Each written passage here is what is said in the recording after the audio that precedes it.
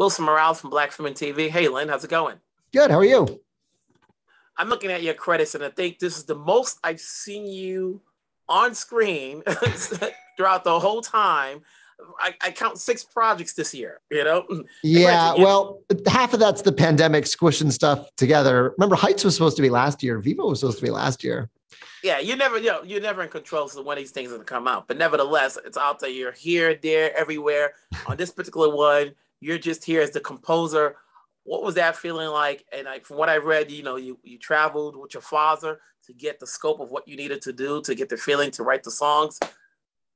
Yeah, it was really exciting. Well, listen, I had an amazing experience working on Moana. That was my first project with Disney, but I was the last guy hired for that. And so I just sort of said, I had a great time. On the next one, can I please just be in on the ground floor? And so working with Charise and Byron and Jared, I was able to do that. And that was really fun because I was able to be there when these characters were created, when we, decided to go do a deep dive into Colombia and their music and their culture and their traditions for the specificities of this film. And again, like it's, the give and take between writing a song, seeing how that influences the story down the line, and then that animation and the response in turn inspiring your work. It's really, really, it's what I live to do, is to collaborate with talented folks.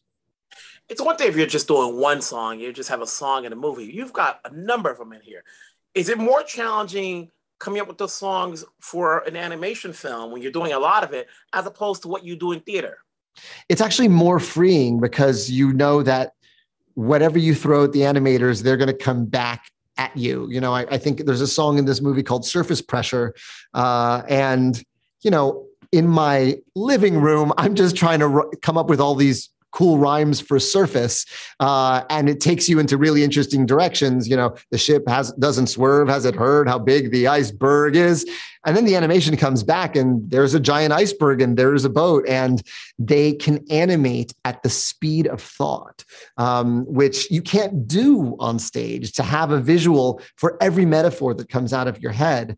And so it's really awe-inspiring because your lyrics are illustrated and amplified to sort of the nth degree because animation can go anywhere. You're evolving, you continue to evolve, your skill sets are blowing up. Which one do you prefer? Acting, directing, writing song, composing songs, screenwriting, or voicing? Well, I think at the end of the day, I'm always a writer. If everything else goes away, if I were still substitute teaching at my old high school, which was my job in my 20s, I would still be writing.